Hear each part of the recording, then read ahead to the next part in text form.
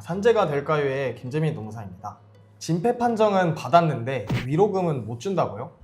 정말 이 황당한 상황, 그런데 이 말도 안 되는 상황이 뒤집혔습니다. 쇠석기 운전원도 진폐재해 위로금 지급 대상이라는 전국 최초 재결을 이끌어낸 김상명 노무사님과 이 사건에 대해서 이야기해 보겠습니다.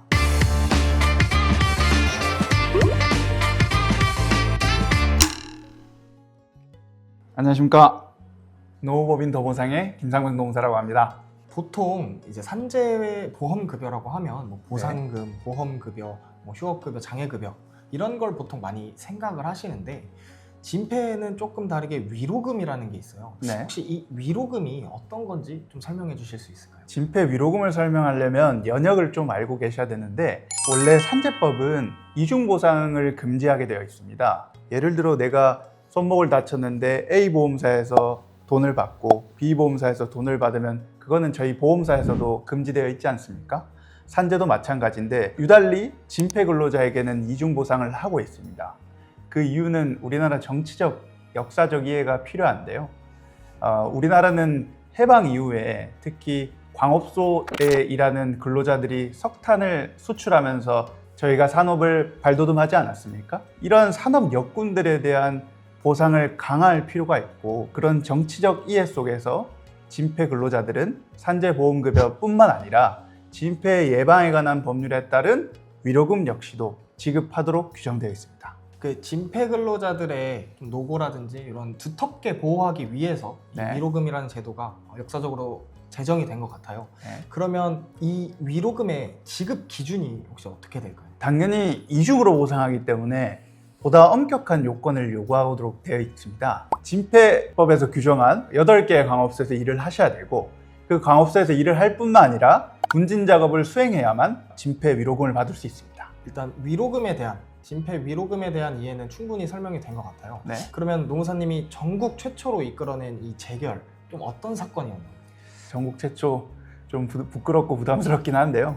해당 재해자는 약 30년간 세석기 운전을 하셨던 분입니다. 세석기 운전은 돌을 깨는 기계인데요. 돌을 깨는 동안 분진에 노출되면서 진폐에 걸리게 됐고, 진폐에 걸림에 따라서 산재법상 장애급여를 받게 되셨습니다. 그런데 이분이 분진 노출량이 그렇게 크지 않다는 이유로 산재법상 장애급여와 별개로 위로금은 지급하지 못한다는 결정을 공단에서 내렸습니다. 그래서 제가 이것은 부당하다 싶어서 행정심판을 제기했고, 행정심판이 인용돼서 해당 근로자는 위로금을 받을 수 있게 되었습니다. 이 사건을 진행하면서 좀 공단에서는 이례적으로 좀 강하게 대응했다고 들었습니다. 보통 행정심판을 청구하면 공단이 답변서를 쓰는데, 이 사건은 이례적으로 공단이 답변서를 2, 3회 정도 썼던 것 같고요.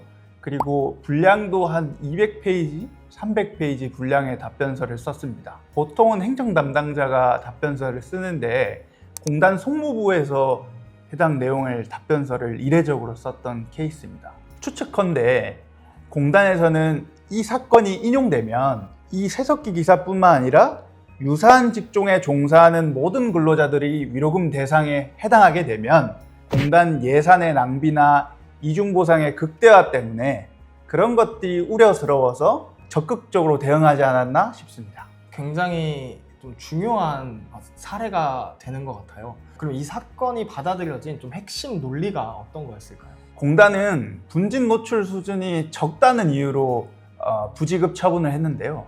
그런데 법령에 규정한 것은 분진 노출 수준이 아니라 작업의 모양과 형태가 어떠냐에 따라서 위로금 대상에 해당하는지 여부가 갈리는 겁니다. 그러니까 분진 노출 수준의 과다가 아닌 법령에서 규정한 작업 형태가 어떠한지에 따라서 위로금 대상에 해당하는지 여부가 결정된다는 것이 이 사안의 핵심이었습니다. 그러면은 정리하자면 공단에서는 분진에 노출되는 양이 그렇게 많지 않다라는 사유를 들었지만 실제로 법령에 규정된 바는 양보다는 형태다. 어떤 업무를 하는지가 중요하다. 그렇죠. 근데 이 사람은 작업 형태가 노출된다. 그렇기 때문에 지급해줘야 된다. 그렇죠. 이런 논리였겠네요. 그렇죠. 앞으로 이 사례가 어떤 분들에게도 좀 적용이 될 수 있을까요? 당연히 세석기 기사분들은 앞으로 위로금 청구만 하면 다 받을 수 있게 되고요. 세석기 기사뿐만 아니라 그와 유사한 작업을 하신 분들, 파쇄기 기사든 골재 생산 기사분들, 아니면 돌을 나르시는 분들까지도 전부 해당이 됩니다. 그래서 이러한 분들이 나는 진폐 대상이 됐는데 위로금은 못 받았네 하시는 분들은 당연히 저희 법인에 찾아오셔서 다시 한번 상담 받아보셔도 좋을 것 같습니다. 이 사례처럼 좀 형식적 기준에 치우친다기보다 좀 법령의 또 엄격한 해석 이런 것이 좀 가장 중요한 사례가 되는 것 같습니다. 노무사님, 마지막으로 좀 이런 내용에 대해서 한 말씀 좀 부탁드리겠습니다. 저는 이 업을 하면서 공단에서 실수하거나 잘못 처분된 것들을 정말 많이 봤습니다. 제 말은 공단이 꼭 정답은 아닙니다. 그래서 여러분들이 설사 부지급 처분이 됐거나 혹은 나는 안 될 거야, 이런 것들은 애매하지 않나? 이런 사안이 있다면 저희 법인에 충분히 찾아오셔서 나는 어떤 일을 했고 부당함에 처했다는 사실을 충분히 설명해 주시면 저희 도보상이 끝까지 함께 하겠습니다. 감사합니다.